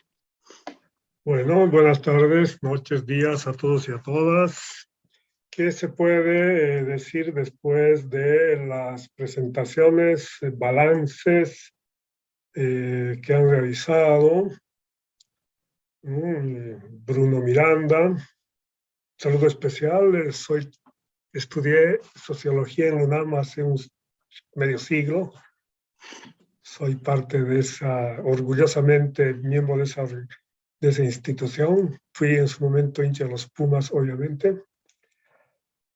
Alina, colega, amiga de Rumania, espero que nos visite pronto otra vez. Y el equipo del CESU, Fátima Alejandra, en la coordinación del módulo y en este caso del curso de primavera, la labor siempre presente de Yolanda con varias y múltiples iniciativas. Rosario Enríquez, igualmente, siempre comprometida con el CESU. Pero no voy a entrar a más detalle. ¿Qué quiero resaltar? Esta colaboración interinstitucional de universidades públicas, ¿no? De grupo de trabajo, de Claxo, que implica una mutua alimentación distinta porque se articula espacio académico con ámbito investigativo. Se suma la presencia del CIDES, de la Universidad Pública de La Paz, o el IDI, el Instituto de Estudios Internacionales con sede en Cochabamba, y así múltiples esfuerzos que, hablando de fronteras, tienen nudos de articulación y, por lo tanto, una multiplicación de resultados de cada institución, de cada centro, de cada uno de ustedes, de cada una de ustedes. Y además, con este diálogo, como resaltaba Alejandra, de investigadores, de estudiantes, de docentes de varios países, ¿no?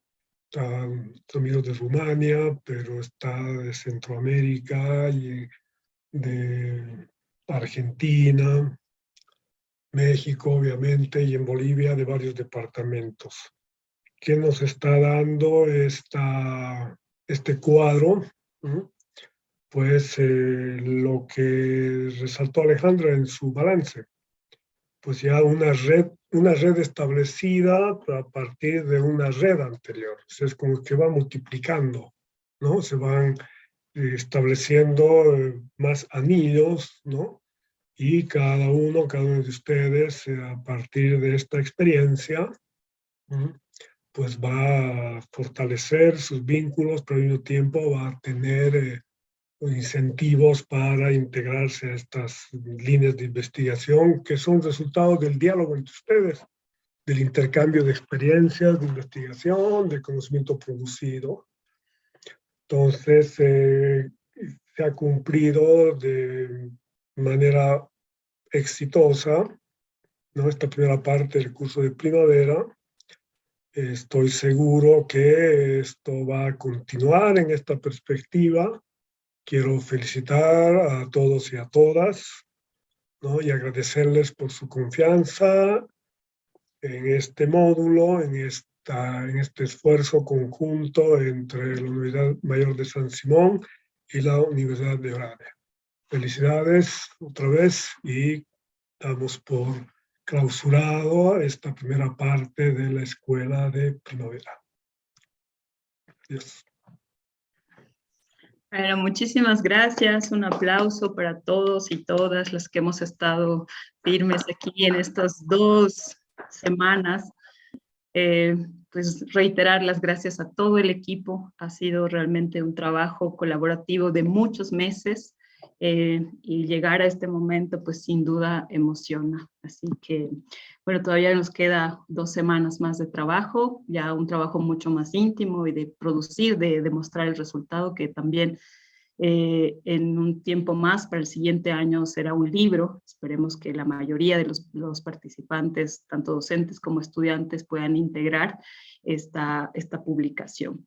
Yo antes de despedirme quisiera solo hacer mención a una cosa que quizás es muy personal, pero me emociona mucho poder estar en este espacio porque como una migrante boliviana, y aquí voy a hablar desde ese lugar, siempre he tenido como un pendiente de cómo me vinculo con Bolivia, cómo hago que todo esto que he aprendido desde diferentes lugares del mundo pueda tener un espacio de repercusión.